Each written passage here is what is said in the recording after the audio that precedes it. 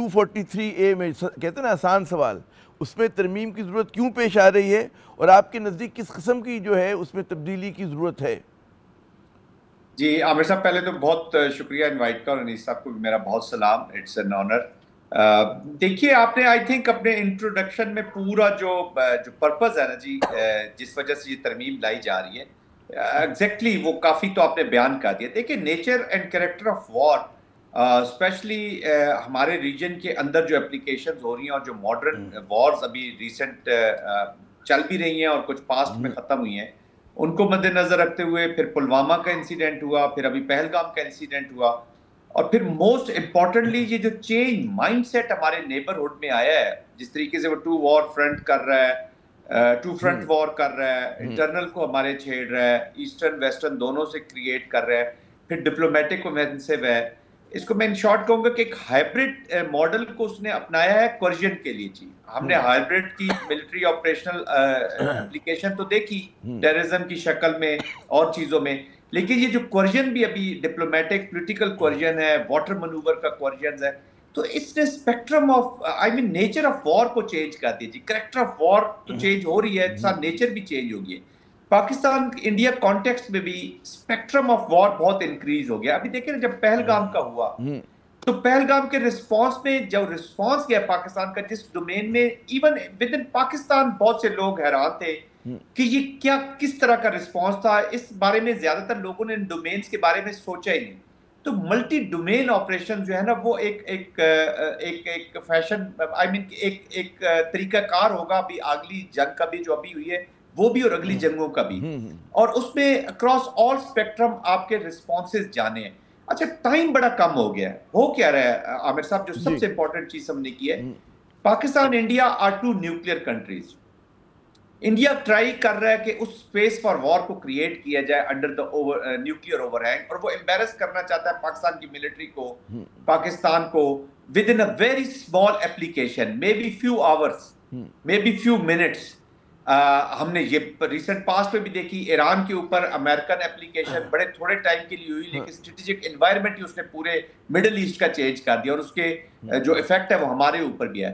تو considering this time constraint, considering this mindset in the neighborhood, considering strategic effect، Pakistan کو اب فیل ہو رہا ہے کہ جی ہم نے رسپانس اس کا دوسرے طریقے سے مکمل اس کا رسپانس تیار کرنا ہے۔ جو ایک اسی مد میں ایک آپ کو یاد ہوگا کہ راکٹ فورس کا قیام کیا گیا تھا جی امیجیٹلی، کہ باقی چیزیں تو چلی ہوتی رہیں گی، اس ڈومین کو کم از کم سینرجی لانے کے لیے، آل آرمز رسپانس جانے کے لیے، ایئر فورس، نیوی، آرمی کا رسپانس جانے کے لیے۔ تو یہ ایک اسٹرکچرل چینج، آرگنائزیشنل چینج لائی جا رہی ہے، وچ از پرائمریلی ان جو کنٹمپریری ہمارا رسپانس جانا ہے اس کو میچ کرے جی، اس کی کمنسریٹنگ ہو، دیٹ از دا پرپز۔ بڑا آپ نے وضاحت کے ساتھ کہتے ہیں سمجھایا ہمیں۔ بیرسٹر صاحب، آرٹیکل 243 کی جو ہے شکل ہم نے دیکھا بدلتی رہی ہے، ایک تو کچھ اس پہ روشنی ڈالیں، اور موجودہ شکل میں کیا کہہ رہا ہے یہ، ذرا مطلب ہمارے ناظرین سامعین جو ہیں وہ سمجھیں اس چیز کو۔ جی سر دیکھیں، اس میں ایک بڑی ضروری بات یہ ہے کہ article 243 is an article which says کہ جو ہماری جتنی فورسز کی کمانڈ ہے that is with the president, اور ڈفرینٹ ہماری جو فورسز ہیں، آرمی ہے، ایئر فورس ہے، نیوی ہے، اس کو وہ ڈیفائن کرتا ہے۔ Then it says it's the federal government جو ان کو کنٹرول کرتی ہے۔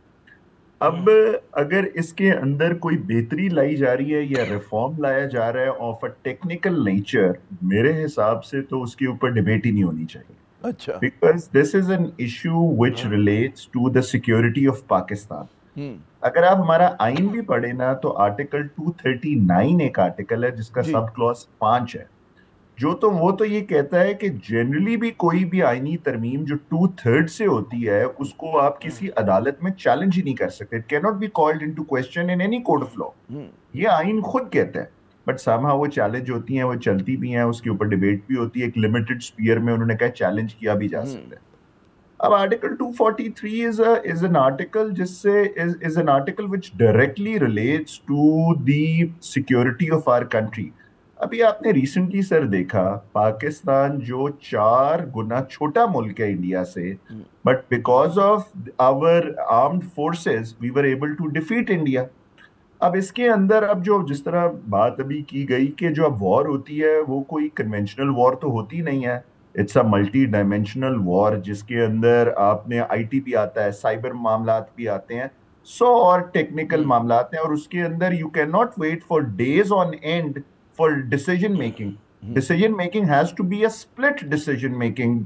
اور اگر اس کے اوپر ہماری cabinet, the federal government and 2/3 جو ہمارے پارلیمنٹیرینز ہیں وہ سمجھتے ہیں کہ اس کو امپروو کرنا ہے, امپرووائز کرنا ہے, تاکہ ہماری at times of war the decision making has to be robust, اور اس کو امپروو کرنا ہے, تو اس کے اندر تو I don't think so کوئی there should قباحت be. نہیں ہونی چاہیے, کوئی قباحت, آپ بالکل درست کریں کہ اور unless جب تک وہ مسودہ آپ کے سامنے نہیں آتا, آپ کو لگتا ہے کہ کوئی بالکل ہی کوئی خطرناک چیز نہیں آ گئی, تو unless that, اگر ہم آرمڈ فورسز کو مزید اسٹرینتھن کر رہے ہیں, ان کی ڈیسیجن میکنگ کو فیڈرل گورنمنٹ بہتر کرنا چاہ رہی ہے, تو اس کے اندر تو I think it's a no brainer. نہیں, آپ نے بڑا ایک اہم بات کی کہ ابھی تو خد و خال واضح نہیں ہے, صرف یہ پتہ ہے کہ جی 243 میں ترمیم ہوگی, کیا ہوگی, کیسے ہوگی, وہ سب پردہ راز میں ہے.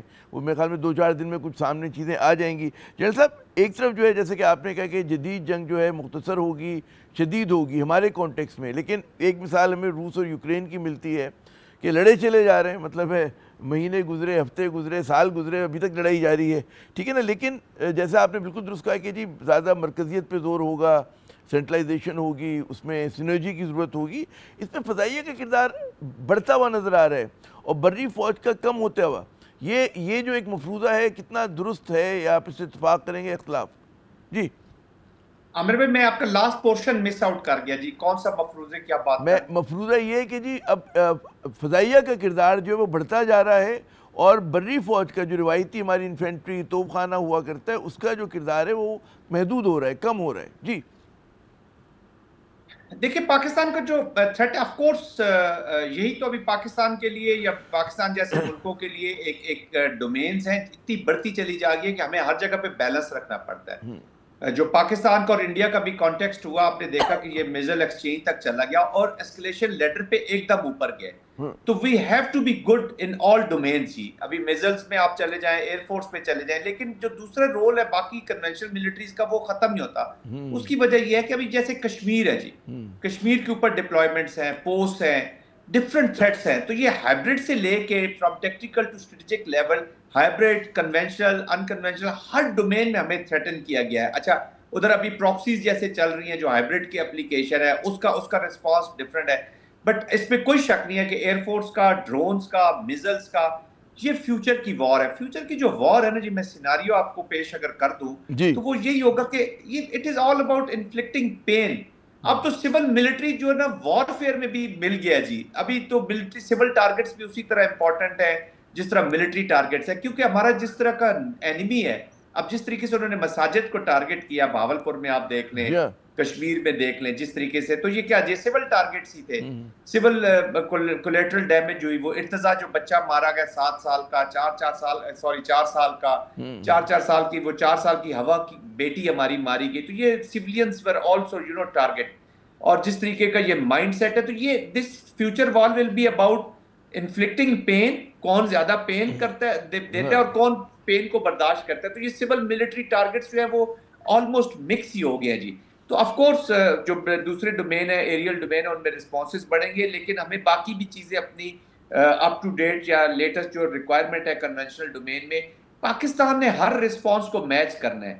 اب ان کی ول کا تو ہمیں نہیں پتا, ہم نے تو ان کی جو بھی کیپیسٹی کیپیبلٹی انڈیا کی ہوگی اس کے مطابق میچ کرنا ہے. اور انڈیا کی جو پراکسیز ابھی یوز ہونی ہے کہ دشمن کی نیت تو بدل سکتی ہے, کبھی بھی بدل سکتی ہے. اصل تم دیکھیں گے صلاحیت کیا ہے اس کی, نیت کے اوپر تو نہیں جاتی. Military always prepare themselves on the capabilities جی, وہ اس انٹینٹ پہ نہیں جاتی, انٹینشنز پہ نہیں جاتی کہ وہ کیا ہے کیا نہیں. جب جدھر جس ڈومین میں جائے گا, ایک چیز پکی ہے جی, دیٹ از فار شور کہ پاکستان ٹو ناچ اپ رسپانس کرے گا all domains from tactical to strategic.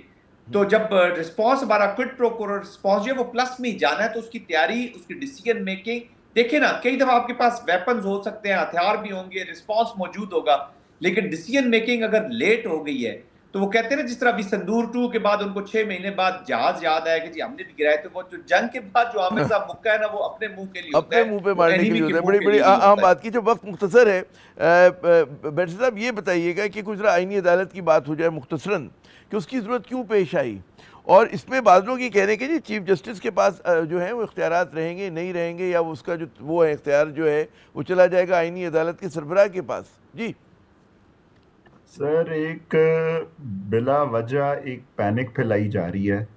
پوری دنیا کے اندر عدالتی نظام کے اندر سٹرکچرل ریفارمز لائے جاتے ہیں تاکہ نظام بہتر کیا جائے. کوئی Pakistani I am yet to meet a Pakistani جو کہے کہ پاکستان کا عدالتی نظام بہت اچھا ہے، یہی سسٹم چلنا چاہیے. سو اگر یہ سسٹم نے پچھلے 70-75 سال میں has failed to deliver for the common man, جو بشیرہ بی بی ہے، جو اللہ دیتا ہے، جو محمد رمضان ہے، اس کو کوئی مجھے ریلیف خطہ نہیں کلامی کرنے دیں عظمت صاحب، حارث صاحب. بات یہ کہ اصل لوگ تو پریشان ہوتے ہیں لوور کورٹ میں، تو لوور کورٹ میں تو کچھ ہو نہیں رہا. آپ لوگ جو بھی تبدیلیاں لا رہے ہیں وہ تو مطلب ہے بہت ہی ایلیٹ کے لیے نا، کہ آئینی عدالت ہوگی، سپریم کورٹ فلاں. اصل تو لوگ پریشان ہوتے ہیں، اس پہ تو کوئی ریفارم نہیں ہوا.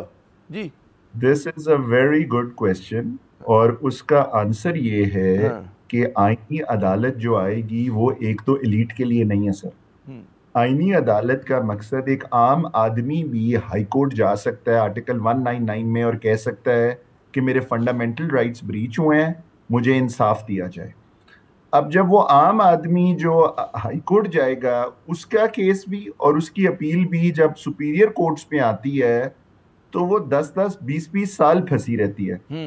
اسپیشلائزڈ کورٹس جب تک نہیں ہوں گے، نیچے بھی ہائی کورٹ لیول پہ بھی اور سپریم کورٹ کے لیول پہ بھی. میں آپ کو ایک مثال دیتا ہوں.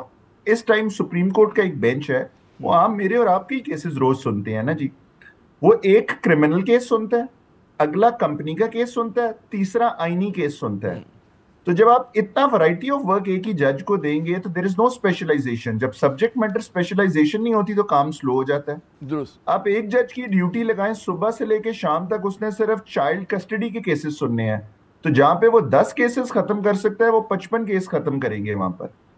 سو یہ جو آئینی، اور پھر اگر کوئی آئینی معاملہ بڑے لیول کا، لیٹس سے کوئی الیکشنز کا میٹر ہے، کوئی کانسٹیٹیوشنل امینڈمنٹ کا میٹر ہے، وہ پھنس جاتا ہے تو پھر عدالت میں کوئی اور کام نہیں ہوتا. جو بندہ اپنے گاؤں سے اٹھ کے بیل اپنی کرانے آیا وہ ایڈجرن کرا کے چلا جاتا ہے. So this is a first step to reform the system. Already آپ کے آئینی نزدیک بینچز بنے ہیں. پہلا قدم ہے اصلاحات کے لیے. ویسے آئینی عدالت میں تو ایک بالکل الگ سے پروگرام ہونا چاہیے، لیکن کیا کیا جائے کہ ہمارے اس سیگمنٹ کا وقت جو ہے ختم ہو رہا ہے. بہت بہت شکریہ جنرل صاحب، آپ نے اپنا قیمتی وقت دیا. بیرسٹر حارث صاحب، آپ کا بہت شکریہ.